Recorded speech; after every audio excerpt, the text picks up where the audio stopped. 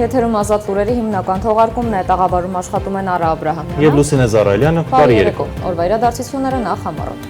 Նիկոլ Փաշինյանն ընդունել է պաշտոնական այցով Հայաստանում գտնվող Իրանի արտաքին գործերի նախարար Սեյեդ Աբբաս Արաղչիի գլխավորած պատվիրակությանը։ Փաշինյանը շեշտել է, որ Հայաստանի եւ Իրանի միջև հարաբերությունները հիմնված են շահերի վրա, ինչը կարևոր հիմք եւ երաշխիք է հարաբերությունների հետագա զարգացման եւ ընդլայնման համար։ Ազգային ժողովի նախագահը եւս հանդիպել է պաշտոնական այցով Հայաստանում գտնվող Իրանի արտաքին գործերի նախարարի հետ։ Զրուցակիցները քննարկել են միջխորհրդարանական գործակցությանը, նաեւ տարածաշրջանային զարգացումներին վերաբերող երկկողմ հետաքրքրություն ներկայացնող հարցեր։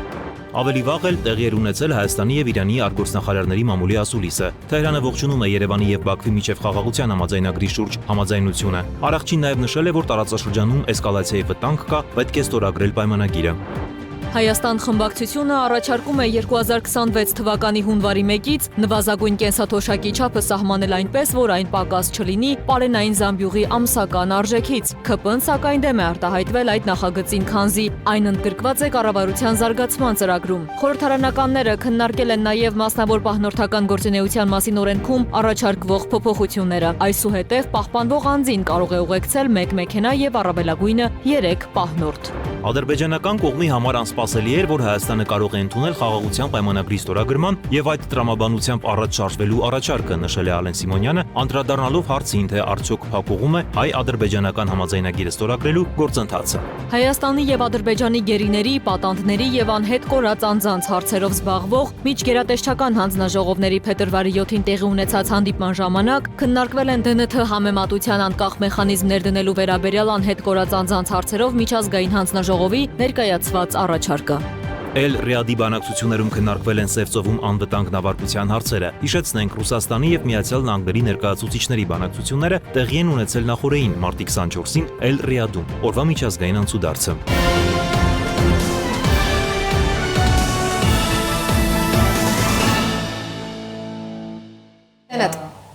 Հայաստանի Հանրապետության Պաշտպանության նախարարությունը հաղորդագրություն է տարածել, որում ասվում է, հաշվի առնելով սահմանագոտու տարբեր հատվածների վերաբերյալ տարատեսագրառումների եւ տեսանյութերի տարածումը համացանցում, Պաշտպանության նախարարությունը հայտնում է, որ Հայաստան-Ադրբեջան սահմանագծի երկայնքով երբեմն արձանագրվում են կրակոցներ, որոնք չեն թիրախավորում Հայաստանի տարածքը։ Նման դեպքերում Հայաստանի Պաշտպանության նախարարությունը հրադադարի ռեժիմի խախտման վերաբերյալ հաղորդագրություն չի տարածում։ Վարչապետ Նիկոլ Փաշինյանն ընդունել է պաշտոնական այցով Հայաստանում գտնվող Իրանի արտաքին գործերի նախարար Սեյեդ Աբբաս Արաղչիի գլխավորած պատվիրակությանը։ Վարչապետը ողջունելով Արաղչիի այցը Հայաստան ընդգծել է, որ երկու երկրների միջև գործակցությունը հաջողությամբ զարգանում է եւ դրա կարևոր նախապայմաններից մեկն այն է, որ կողմերը կարողացել են ձևավորել փոխադարձ վստահություն։ Նիկոլ Փաշինյանը շեշտել է, որ Հայաստանի եւ Իրանի միջև հարաբերությունները հիմնված են շահերի վրա, ինչը կարևոր հիմք եւ երաշխիք է հարաբերությունների հետագա զարգացման ընդլայնման համար։ Ազգային ժողովի նախագահը եւս հանդիպել է պաշտոնական այցով Հայաստանում գտնվող Իրանի Իսլամական Հանրապետության արտաքին գործերի նախարարին։ Ալեն Սիմոնյանը նշել է, որ բարեկամ Իրանի հետ փոխադարձ հարգանքի եւ վստահության վրա կառուցված երկկողմ հարաբերությունները մեծ կարեւորություն ունեն Հայաստանի համար։ Իրանի ԱԳ նախարարն իր հերթին շնորհակալություն է հայտնել Հայաստանի ազգային ժողովի նախագահին ջերմ ընդունելության համար, նշելով, որ շատ տպավորված է Հայաստան կատարած իր այցով։ Զրուցակիցները քննարկել են միջխորհրդարանական գործակցությանը, ինչպես նաև տարածաշրջանային զարգացումներին վերաբերող երկկողմ հետաքրքրության մի շարք հարցեր։ Ավելի վաղ տեղի էր ունեցել Հայաստանի եւ Իրանի արտգործնախարարների մամուլի ասուլիսը, Թեհրանը ողջունում է Երևանի եւ Բաքվի միջև խաղաղության համաձայնագրի շուրջ համաձայնությունը։ Հայաստանի արտգործնախարար Արարատ Միրզոյանի հետ համատեղ ասուլիսի ժամանակ հայտարարել է Արաղչին, նշելով, որ կողմերին խրախուսում են հնարավորինս արագ ստորագրել վերջնական փաստաթուղթը։ Արաղչին նաեւ նշել է, որ տարածաշրջանում էսկալացիայի վտանգ կա, պետք է ստորագրել պայմանագիրը։ Այսօրվա քննարկումների ընթացքում ներկայացրել եմ Ադրբեջանի հետ միջպետական սահմանի սահմանազատման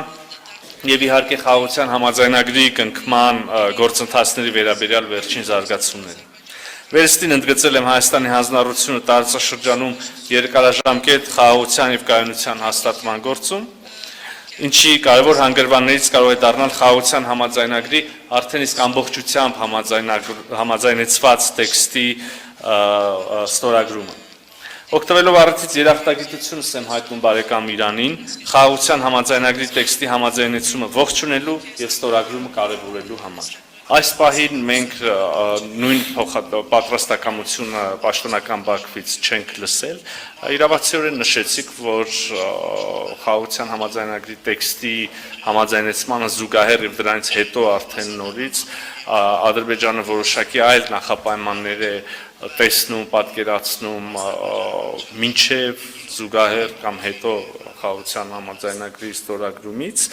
ինչ պետք է անենք հարցնենք, պետք է շարունակենք աշխատել, բանակցել եւ գտնել փոխադարձ ընդունելի լուծումներ, արժանապատիվ լուծումներ եւ երկարատև խաղաղություն ապահովող լուծումներ, այլընտրանք ուղղակի չկա։ Այս պահին այո, չկա ըմբռնում, որտեղ եւ երբ պետք է ստորագրվի։ Մենք ուզում եմ մեկ անգամ եւս ասել, պատրաստ ենք հնարավորինս արագ ներգրավել այդ գործընթացում եւ դնել մեր ստորագրությունը։ Իրանն իր աջակցությունն է հայտնում Հայաստանի վարչապետի ներկայացրած խաղաղության խաչմերուկ ծրագրին։ Գտնում ենք, որ այն մեծ հնարավորություն կստեղծի երկու երկրների հարաբերությունները զարգացնելու համար։ Մենք կարող ենք ասել, որ Հայաստանի եւ Իրանի հարաբերությունները դինամիկ զարգանում են։ Իրանը ողջունում է Հայաստանի եւ Ադրբեջանի միջև խաղաղության պայմանագրի մասին համաձայնությունները, երկու երկրներին խրախուսում ենք, որ հնարավորինս շուտ ստորագրեն վերջնական փաստաթուղթը։ Տարածաշրջանի երկրների անկախությունը եւ տարածքային ամբողջականությանն աջակցում ենք եւ դեմ ենք միջազգային սահմանների ցանկացած փոփոխության, դեմ ենք աշխարհաքաղաքական փոփոխության։ Դա Իրանի կայուն դիրքորոշումն է։ Տարածաշրջանում բոլոր խնդիրները պետք է լուծվեն տարածաշրջանի ներսում, երկխոսության եւ դիվանագիտության միջոցով, առանց ուժի կիրառման։ Էսկալացիայի վտանգը տարածաշրջանում գոյություն ունի եւ հուսով ենք, որ խաղաղության պայմանագրի ստորագրմանը զուգահեռ այդ վտանգները նվազագույնին կհասնեն եւ տարածաշրջանում ականատես կլինենք կայունությանը, որը բոլորի շահերից է բխում։ Հայաստանի ԱԳՆ-ում կայացել է Սեյեդ Աբբաս Արաղչիի բանակցության ուժը քաղաքական եւ դիվանագիտական բանակցությունների սկզբունքներն ու կանոնները գրքի հայերեն թարգմանության շնորհանդեսը։ Միջոցառմանի խոսքում նախարար Միրզոյանը նշել է, այս պատերի ներսում այս գրքի շնորհանդեսը պատահական չէ, սա եւս մեկ ապացույց է Հայաստան-Իրան փոխըմբռնման, բանակցության ուժի իմաստավորման եւ իհարկե անխախտ բարեկամության։ Մեր երկու երկրները ապրելով իսկապես բարդ տարածաշրջանում անցնելով պատմության տարբեր հորձանուտների միջով առանձնակի կարեւորություն են հաղորդում դիվանագիտությանը, այն համարելով անվտանգության եւ կայունության ապահովման կարևորագույն գործիք։ Նախարար Արաղչիի գիրքը կրկին փաստում է, որ միջազգային եւ տարածաշրջանային բնույթի հարցերի կարգավորման արդյունավետ բանաձևը դիվանագիտությունն է եւ ես լիովին կիսում եմ այս մոտեցումը։ Հայաստան խմբակցությունն առաջարկում է 2026 թվականի հունվարի 1-ից նվազագույն կենսաթոշակի չափը սահմանել այնպես, որ այն պակաս չլինի պարենային զամբյուղի ամսական արժեքից, իսկ միջին աշխատանքային կենսաթոշակը սպառողական զամբյուղի արժեքից։ Ըստ նախագծի սպառողական զամբյուղի կազմի, էներգետիկ արժեքի ու հաշվարկի մեթոդաբանության սահմանման իրավասությունը վերապահվելու է Հայաստանի կառավարությանը։ ՔՊ-ն սակայն դեմ է արտահայտվել այդ նախագծին, քանի որ այն ընդգրկված է կառավարության զարգացման ծրագրում։ Խորհրդարանականները քննարկել են նաև մասնավոր պահնորդական գործունեության մասին օրենքում առաջարկվող փոփոխությունները։ Նախաձեռնության նպատակը մասնավոր պահնորդական գործունեության լավարկումն ու կանոնակարգումն է, այսուհետև պահպանվող անձին կարող է ուղեկցել 1 մեքենա եւ առավելագույնը 3 պահնորդ։ Պահպանվող անձին կարելի է ուղեկցել 1 մեքենա եւ առավելագույնը 3 պահնորդ։ Ազգային ժողովի հերթական նիստում քննարկվել են մասնավոր պահնորդական գործունեության մասին օրենքում առաջարկվող փոփոխությունները։ Նախաձեռնության նպատակը մասնավոր պահնորդական գործունեության լավարկումն ու կանոնակարգումն է 3 ուղղություններով։ Լիցենզիա ստանալու հայտը ներկայացնելու պահին կազմակերպությունը պետք է ունենա որակավորում ունեցող առնվազն 10 աշխատողի, պահնորդի եւ կամ թիկնապայի հետ կնքված աշխատանքային պայմանագիր։ Սահմանել մասնավոր պահնորդական կազմակերպության պատասխանատվության ռիսկի պարտադիր ապահովագրություն։ Մասնավոր պահնորդական գործունեություն իրականացնելու լիցենզիա ստանալու համար կդիմեն եւ լիցենզիա կստանան միայն այն կազմակերպությունները, որոնք հստակ նպատակադրված են գործունեություն ծավալելու նշված ոլորտում եւ տիրապետում են անհրաժեշտ ֆինանսական, կադրային, սպառազինային ռեսուրսներին։ Նաեւ առաջարկվում է հատուկ կանոնադրական խնդիրներ իրականացնող իրավաբանական անձանց աշխատողների զենք կրելու թույլտվությունը նախատեսել որպես ֆիզիկական անձանց թույլտվության տեսակ, որը հնարավորություն կտա պահնորդին կամ թիկնապահին ունենալ զենք կրելու 5 տարվա թույլտվություն հետևություն, անկախ գործատուի փոփոխությունից։ Լիցենզիա ստանալու համար հայտ ներկայացնելիս կազմակերպությունը պետք է ունենա առնվազն 10 որակավորված պահնորդ, ներկայում մեկի փոխարեն։ Մեկ այլ նախագծերի փաթեթով էլ առաջարկվում է կատարելագործել աղետների ռիսկի կառավարման եւ բնակչության պաշտպանության ոլորտը կարգավորող իրավական դաշտը։ Նոր կարգավորումներով նախատեսվում է աղետների ռիսկի կառավարման եւ արտակարգ իրավիճակներում գործելու պլանները դարձնել թվային եւ արագ հասանելի, իսկ լիազոր մարմնին ընձեռել միասնական էլեկտրոնային համակարգ վարելու հնարավորություն։ Նախատեսվում է նաեւ արտակարգ իրավիճակի հետևանքով կյանքի կամ մահվան, անձի, գույքին եւ առողջությանը պատճառված վնասներից պարտադիր ապահովագրություն։ Օրենքի ընդունումը կապահովի աղետների ռիսկի կառավարման կայուն ինստիտուցիոնալ համակարգի ձևավորում, ընդ որում բոլոր սուբյեկտների համամասնական եւ փոխգործելի ներգրավվածությամբ։ Ստանդարտների կիրառմամբ կդասակարգվեն արտակարգ իրավիճակների մակարդակները եւ յուրաքանչյուր մակարդակում կամրագրվեն իրավասու սուբյեկտների լիազորությունները, այդպիսով ունենալով կառավարման հանրապետական, մարզային, համայնքային, տեղային օբյեկտային մակարդակներ։ Փոփոխություններ են նախատեսվում նաև անձի ֆունկցիոնալության գնահատման մասին օրենքում։ Փաթեթի մշակման անհրաժեշտությունը պայմանավորված է այն հանգամանքով, որ անձի ֆունկցիոնալության գնահատման կարգի նկատմամբ վերահսկողությունը վերապահվել է առողջապահական եւ աշխատանքի տեսչական մարմնին, սակայն վերահսկողության իրականացման գործիքակազմի եւ ընթացակարգի վերաբերյալ այլ կարգավորում դեռևս չի սահմանվել։ Դիտարկման ընթացքում անձի ֆունկցիոնալության գնահատման օրենսդրությամբ սահմանված պայմանների եւ պահանջների խախտում հայտնաբերելու դեպքում տեսչական մարմնի ղեկավարը կամ նրա հանձնարարությամբ դիտարկում իրականացնող պաշտոնատար անձը միջնորդագրեր են ներկայացնելու առաջինը լիազոր մարմնին եւ անձի ֆունկցիոնալության գնահատման ոլորտում իրավասու պետական մարմնին անձի ֆունկցիոնալության գնահատման վերաբերյալ վարչական ակտը վերանայելու վերաբերյալ։ Օրենսդրական մյուս կարգավորմամբ էլ էկոպարեկային ծառայողների սոցիալական երաշխիք կսահմանվի դրամական օգնությունը։ Նախագծով սահմանվել է, որ ծառայողական պարտականությունները կատարելուց զոհվելու դեպքում ծառայողի ընտանիքի անդամներին, ինչպես նաև հաշմանդամություն ունեցող անձ ճանաչվելու դեպքում ծառայողին տրվում է միանվագ դրամական օգնություն։ Պատգամավորները քննարկեցին նաև Հայաստան խմբակցության կողմից ներկայացված պետական կենսաթոշակների մասին օրենքում փոփոխությունների նախագիծը, որով առաջարկվում է 2026 թվականից նվազագույն կենսաթոշակի չափը սահմանել այնպես, որ այն պակաս չլինի պարենային զամբյուղի ամսական արժեքից, իսկ միջին ամսական կենսաթոշակի չափը պակաս չլինի սպառողական զամբյուղի ամսական արժեքից։ Առաջարկում էր նաև, որ զամբյուղների, սպառողական զամբյուղների էներգետիկ արժեքը նրանում ներառվող սննդամթերքի կազմը, կառուցվածքը, սահմանելու իրավասություն վերապահվի Հայաստանի Հանրապետության կառավարությանը։ Ընդ որում, որպես հաշվարկի հիմք, առաջարկում է օրենքում կատարել փոփոխություն, ըստ որի հիմքում պետք է դրվել նախորդ տարվա 3-րդ եռամսյակի միջին ընթացիկ գներով հաշվարկված բարենային եւ սպառողական զամբյուղի արժեքները։ Հանձնաժողովի կողմից տրվել է բացասական եզրակացություն այն հիմնավորմամբ, որ կենսաթոշակների կենսաթոշակների մասին օրենքում արդեն իսկ կա ամրագրված սկզբունք հոդված 4-ում, որտեղ նշվում է, որ սոցիալական ապահովության, կենսաթոշակային ապահովության ոլորտում պետության հիմնական սկզբունքներն են կենսապահովման նվազագույն բյուջեի չափի հետ համադրելի պետական կենսաթոշակի նվազագույն չափը ապահովելը։ Ազգային ժողովի փոխնախագահ Հակոբ Արշակյանն իր ընդդիմադիր գործընկերներին առաջարկեց կառավարության ծրագրերը, ՔՊ քաղաքական հանձնառությունները նոր նախագծերի տեսքով հատառհատ ներկայացնել խորհրդարանում։ Գուցե դա օգնի մարդկանց աչքերում ավելի արժանահավատ կերպար ստեղծել, բայց չպետք է մոռանալ, որ բոլոր այդ նախագծերն արդեն իսկ ամրագրված են կառավարության զարգացման ծրագրում։ Ընդդիմությանը առաջարկում եմ, որ օրինակ նաև օրենսդրական նախաձեռնություններով հանդես գան ուսուցիչների ատեստավորման, աշխատավարձերի բարձրացման, օրենք բերեն ժողովրդավարության եւ ընտրություններ չկեղծելու մասին, նոր օրենքներ թող մշակեն, իլերումը նրան ինչ-որ կա, ապօրինի գույքի մասին նոր օրենք մշակեն, չնայած ապօրինի գույքի մասին մեր մշակած օրենքը դուք ըստ էության տարել եք սահմանադրական դատարան դիմել, որ չեղարկեք։ ՔՊ խմբակցության ղեկավար Հայկ Կոնջորյանն էլ իր ելույթում դիմեց ընդդիմադիր գործընկերներին, կոչ անելով չդիմել այսպես ասած շուստրի պոպուլիզմի։ Ասում է, հա, համաձայն ենք, որ կառավարության ծրագրով դուք նախատեսում եք դա անել, համենայն դեպս դուք արտահայտել եք այդ քաղաքական հանձնառությունը։ Եվ ասում են, շատ ենք ուզում, որ դա տեղի ունենա, բայց եկեք օրենքով մի հատ էլ մեր բերած օրենքով ամրագրենք, որ դա պիտի տեղի ունենա եւ ձգտում ենք դրան, որ երբ որ կառավարությունը իր ծրագրի համաձայն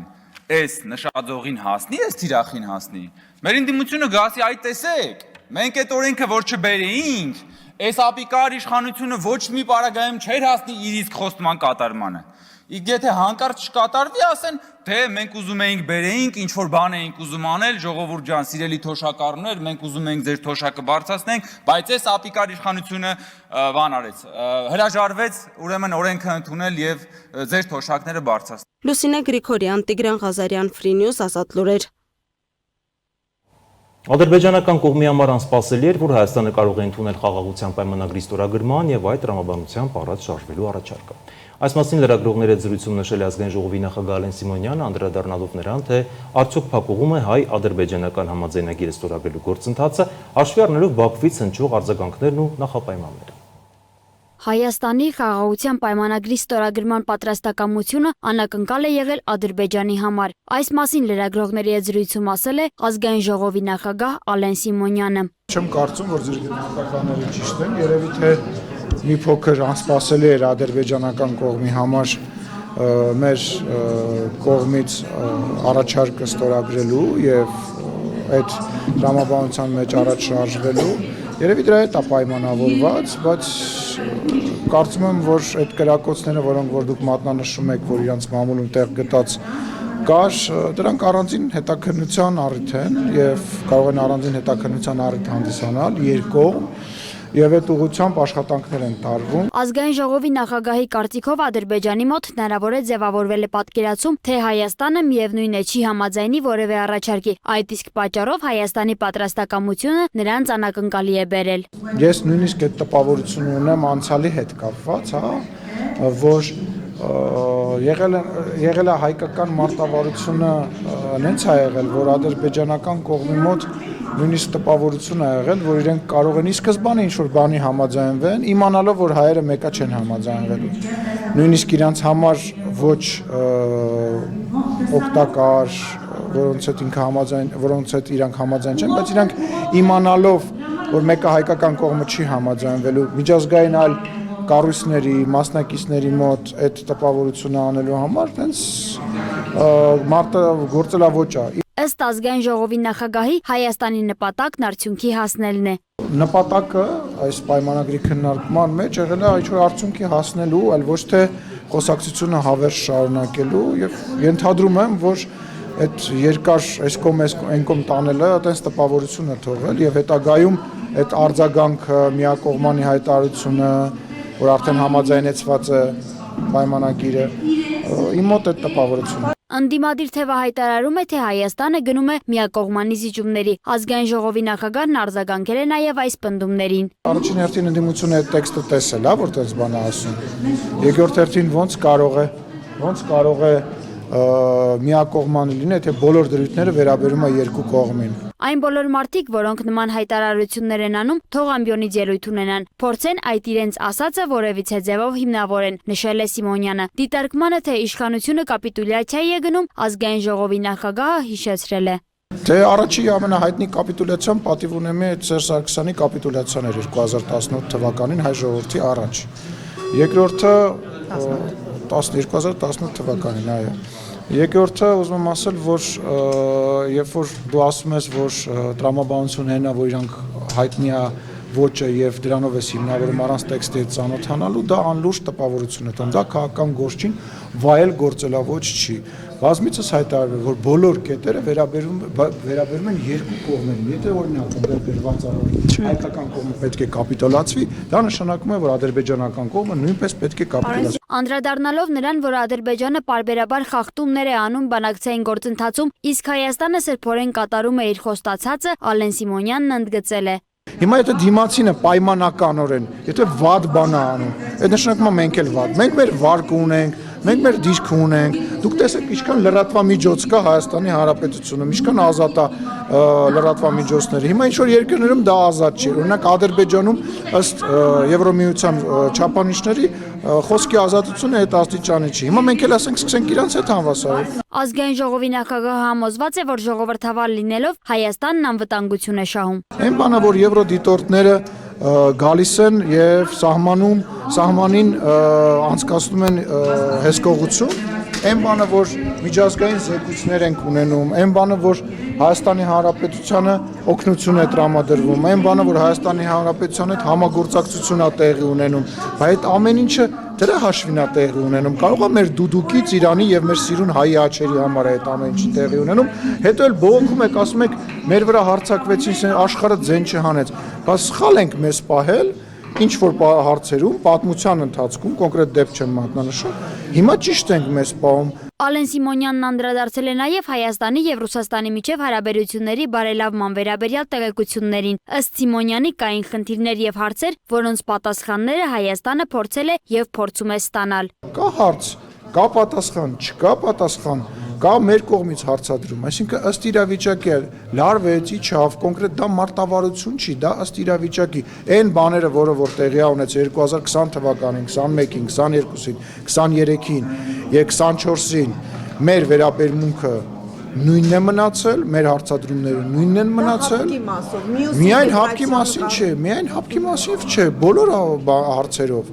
հայտարարություններով որևիցե բան չի փոխվել։ Հիմա կա խոսակցություն, մշտապես խոսալը քաղաքական գործչի աշխատանք հենց դրա մեջ է կայանում, որպեսզի այդ խնդիրների շուրջ խոսի եւ մենք խոսում ենք ու շարունակել ենք խոսել։ Այն գնահատականները, որոնք կողքից հնչում են, թե իբրև Հայաստանը փոխել է իր քաղաքական վեկտորը, չեն համապատասխանում իրականությանը։ Կա մի իրականություն, որ Հայաստանի Հանրապետությունն իր անկախությունը եւ ինքնիշխանությունը պաշտպանում է, երբ որ իրեն խաբում են, դա արձանագրում է եւ բարձրաձայնում, հավելել է Սիմոնյանը։ Ինչ վերաբերում է ՀԱՊԿ-ին, Սիմոնյանը կարծում է, որ ՀԱՊԿ-ը պետք է ինքն իրեն վերանայի, հասկանա, գոյություն ունի թե ոչ։ ՀԱՊԿ-ի հետ կապված ինչ վերանայենք, ՀԱՊԿ-ը պետք է մի հատ վերանայի, իրան հասկանա ինքը գոյություն ունի, թե գոյություն չունի, եւ հայտարարի, եթե ինքը գոյություն ունի, ապա որտեղ է այդ սահմանը, եթե այդ սահմանը գոյություն ինքը հայտարարում է, ապա ինքը ինչ պետք է անի եւ ինչ չի արել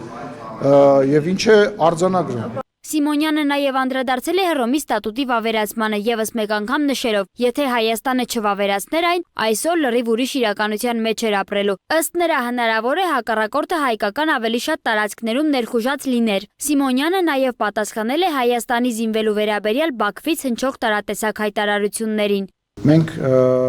զինվում ենք, որպեսզի պաշտպանվենք եւ վարչապետը բազմիցս հայտարարել է, որ Հայաստանի Հանրապետության բանակը Հայաստանի Հանրապետության ինքնիշխան տարածքից դուրս որևիցե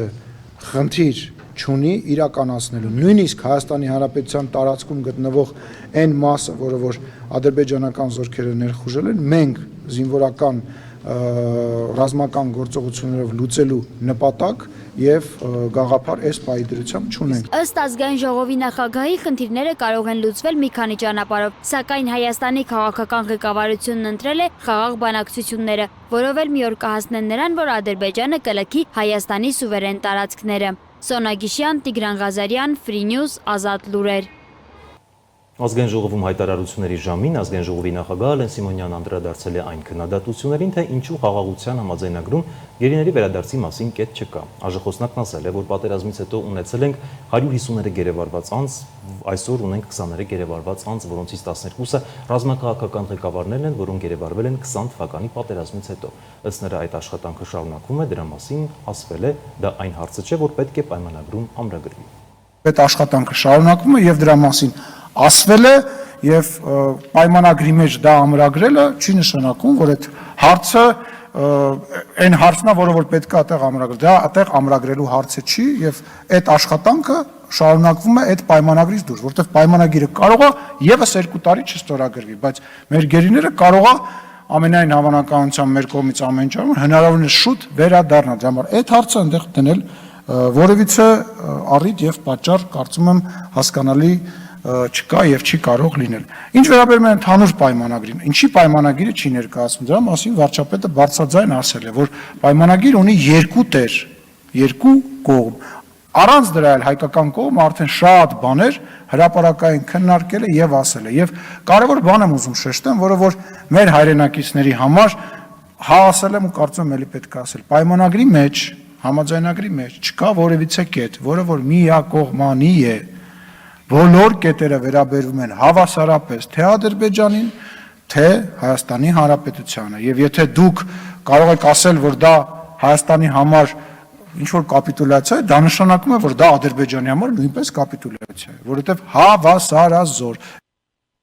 ԿՊ խմբակցության падգամավոր Վահագն Ալեքսանյանն էլ իր ելույթում դիմել է ազգային ժողովում գտնվող աշակերտներին, խնդրելով ճիշտ պատկերացում ունենալ հայրենասիրության մասին։ Նա հիշեցրել է, որ նախկին իշխանությունն ընտրություններում իրենց ծնողների հարազատներին, ընկերներին գումար է բաժանել ձայն ստանալու համար։ Ըստ Ալեքսանյանի դա արվել է մի նպատակով թալանելու հենց այդ դպրոցականների երկիրը։ Ես ուզում եմ դուք ճիշտ պատկերացում ունենաք հայրենասիրության մասին, որտեղ մի ուրիշ падգամավոր էլ Հայկ Մամիջանյանը էլի խոսում էր իշխանությունը հայրենասերների մասին, վերջին անգամ պարոն Մամիջանյանը հայրենասեր բառը օգտագործել է Լեռնային Ղարաբաղում Սամվել Շահրամանյանի ու նրա խմբակի իշխանության գալու ժամանակ։ Դա այն խմբակն է, որոնք որ ստորագրել են Լեռնային Ղարաբաղի լուծարումը։ Հիմա նույնը ցանկանում է անել Հայաստանում։ Ու եթե այս ընդդիմադիր ուժերի ցանկացածը իրագործվի, մեր դրոշը, մեր գեղեցիկ եռագույնը Հայաստանի Հանրապետությունում պիտի փոխվի։ Սրա փոխարեն կլինի ուրիշ եռագույն սպիտակ երիզով վերևում։ Ու դուք, ձեր եղբայրները, ձեր հարազատները պիտի ինչ-որ մի պահի գնան ու սկսեն Դոնբասում պատերազմել ուրիշ երկրի շահերի համար։ Հավատացնում եմ ձեզ, իրական հայրենասիրությունը Հայաստանի Հանրապետությունը ամրացնելն է, Հայաստանի Հանրապետությունը ամուր պահելն է ու Հայաստանի Հանրապետության դրոշի համար ամեն ինչի պատրաստ լինելն է։ Սա է հայրենասիրությունը։ Ազգային ժողովի հայտարարությունների ժամին քաղաքացիական պայմանագիր խմբակցության ղեկավար Հայկ Կոնջորյանն նշել է, որ այն պահից, երբ հայտարարել են, որ Հայաստանը պատրաստ է ստորագրել Հայաստանի ու Ադրբեջանի միջև համաձայնեցված տեքստը, համաձայնագիրը այդ պահից սկսած Հայաստանի խորհրդարանական ընդդիմությունը կատաղի պայքար է սկսել խաղաղության օրակարգի եւ խաղաղության պայմանագրի հնարավոր ստորագրման դեմ։ Ըստ Կոնջորյանի, ընդդիմությունը իր իշխանության տարիներին ստեղծել է պատերազմի արդյունաբերություն եւ մեր հասարակությանը հրամսրել է պատերազմի մշտական վտանգի դամոկլյան սուրը։ Ընդդիմությունը իշխանություն եղած ժամանակ Հայաստանում ստեղծել է պատերազմի գաղափարախոսություն եւ պատերազմի արդյունաբերություն։ Եվ ըստ էության պատերազմի գաղափարախոսության այսպես հոսքագծի վրա ընդդիմությունը մեր հասարակությանը, մեր հանրությանը հրամցրել է պատերազմի մշտական վտանգի այդ դեմոկլյան սուրը։ Եվ դա արդյունահանել է ինքը այդ վախը։ Այդ պատերազմի գաղափարախոսությունը մեկ այլ կարևորագույն սյունի հետ եղել է այդ իշխանության, ուրեմն երկու սյուն են եղել այդ իշխանության պահպանության համար։ Մեկը պատերազմի արդյունաբերությունն է եղել, մյուսը գողապետությունը։ Որովհետև ինչ էր պետք ասել մարդկանց, պետք էր ասել, որ դուք պիտի հանդուրժեք ամեն ինչ, որ թե չէ հանկարծ կլինի պատերազմ։ Եվ այդ վախի վրա պետք էր շարունակել սեփական իշխանության վերարտադրությունը։ Ու հիմա ինչ է տեղի ունեցել։ Այն ընդդիմությունը, որ հասկանում է, որ Հայաստանը շանս ունի խաղաղության, հասկանում է, որ դրանով վերջնականապես ջախջախվելու է սեփական գոյության գաղափարաբանությունը, որ ջախջախվելու է գողապետության եւ պատերազմի գաղափարախոսության վրա կառուցված Հայաստանի հայ ժողովրդի տասնամյակներով հարստահարումը եւ տասնամյակներով կառափնարան տանելու քաղաքականությունը։ Եվ ընդ որում, այս հայեցակարգը շատ հմտորեն տեղափոխվել է նաև թիմ ընտրությունների համատեքստ։ Շարունակում ենք թողարկումը Հայաստանի եւ Ադրբեջանի գերիների, պատանդների եւ անհետ կորած անձանց հարցերով զբաղվող միջգերատեսչական հանձնաժողովների տեղի ունեցած հանդիպման ժամանակ քննարկվել են ԴՆԹ համեմատության անկախ մեխանիզմ ներդնելու վերաբերյալ անհետ կորած անձանց հարցերով միջազգային հանձնաժողովի ներկայացված առաջարկը։ Այս մասին հայտնել են Հայաստանի ազգային անվտանգության ծառայությունից, կառույցից, միևնույն ժամանակ փոխանցել են, որ դրա արդյունավետ իրագործումը կախված է իրավական, տեխնիկական, կազմակերպչական բազմաթիվ գործոններից։ Հարցի վերաբերյալ կողմերը դեռևս դիրքորոշում չեն արտահայտել եւ հարցը մնում է բաց հետագա քննարկման հնարավորությամբ, նշել են ազգային անվտանգության ծառայությունից։ Անդրադառնանք միջազգային լրահոսին Էլ-Ռիադի բանակցություններում քննարկվել են Սև ծովում անվտանգ նավարկության հարցերը։ Այս մասին ռուսական առաջին ալիքին հայտնել է Ռուսաստանի ագնախարար Սերգեյ Լավրովը։ Հիշեցնենք, Ռուսաստանի եւ Միացյալ Նահանգների ներկայացուցիչների բանակցությունները տեղի են ունեցել նախորդին մարտի 24-ին Էլ-Ռիադում։ Լավրովի խոսքով հանդիպան ընթացքում քննարկվել են առաջին հերթին Սև ծովում անվտանգ նավագնացության հարցերը։ Նա նաև հիշեցրել է, որ սա Սև ծովում նավագնացության անվտանգության քննարկման առաջին փորձը չէ, առաջինը տեղի է ունեցել 22 թվականին։ Միջազգային նորությունները տեսաշարով։ Էլ Ռիադում ավարտվել են Ամերիկայի Միացյալ Նահանգների եւ Ռուսաստանի Դաշնության ներկայացուցիչների բանակցությունները։ Դրանք տևել են ավելի քան 12 ժամ։ Բանակցությունների ավարտից հետո պատվիրակությունները լրատվամիջոցների հետ չեն շփվել։ Գործակալության աղբյուրները հայտնում են, որ կողմերն առաջիկայում համատեղ հայտարարություններ կհրապարակեն։ Ավելի վաղ Կրեմլից հաղորդել էին, որ բանակցային հիմնական թեման Սևծովյան նախաձեռնությունն է, որը քննարկվել է Պուտին-Թրամփ վերջին հեռախոսազրույցի ընթացքում։ Reuters-ն էլ հայտնում է, որ Վաշինգտոնը դրական է գնահատում բանակցությունները, որոնք ըստ աղբյուրի մեծ հաջողություն են ունենում։ Ամերիկայի Միացյալ Նահանգների նախագահ Դոնալդ Թրամփը հայտարարել է Ուկրաինայի հետ օգտակար հանածոների հետ կապված գործարքի հարցով պայմանավորվածությունների ձեռքբերման մասին։ Շուտով ակնկալվում է պայմանագրի ստորագրումը։ Թրամփը հայտարարել է, որ Ռիադում ընթացող բանակցությունների ժամանակ քննարկվել են տարածքային հարցեր։ Նա նաև նշել է, որ կողմերը քննարկում են Ամերիկայի Միացյալ Նահանգների կողմից Ուկրաինայի ատոմային էլեկտրակայանի նկատմամբ հնարավոր վերահսկողության հարցը։ Ստամբուլի կալանավորված քաղաքապետ Էքրեմ Իմամօղլուի աջակից ցուցարարների խումբը փորձել է արգելափակել Ստամբուլի առանցքային Գալաթայա կամուրջը։ Մեքենաների երթևեկությունը դադարել է։ Աջակցություն կալանավորված քաղաքապետի բողոքի ակցիաները շարունակվում են մարտի 19-ին քաղաքապետարանի հարակից հրապարակում, նաև թուրքական մի շարք այլ քաղաքներում։ Ներքին գործերի նախարարության տվյալներով ոստիկանությունը ցույցերի մեկնարկից ի վեր ձերբակալել է ավելի քան 1100 մասնակցի, վիրավորվել է 123 ոստիկան։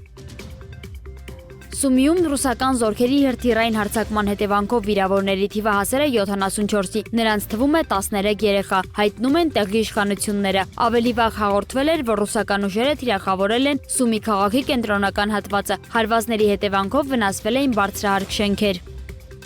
Եմենի հութիների ապստամբ Անսար Ալլահ շարժումից հարձակվել են Կարմիր ծովում ամերիկյան ավիագիր խմբի վրա։ Այս մասին հայտարարել է հութիների կողմից ստեղծված զինված ուժերի ներկայացուցիչ Յահյա Սարիան։ Ի պատասխան մեր երկրի դեմ ամերիկյան ագրեսիայի ու խաղաղ բնակիչների կոտորածների մեր ռազմածովային հրթիռային ու անօդաչու համակարգերը հարվածներ են հասցրել Կարմիր ծովում հակառակորդի մի քանի ռազմանավերի։ Սարիան պնդում է, որ հութիները վերջին 24 ժամվա ընթացքում 2 անգամ հարձակվել են Ամերիկայի Միացյալ Նահանգների ռազմածովային նավատորմի վրա։ Նրա խոսքով ապստամբների գործողությունները հնարավորություն են տվել խափանել թշնամու օդային հարձակվումը Եմենի տարածքում։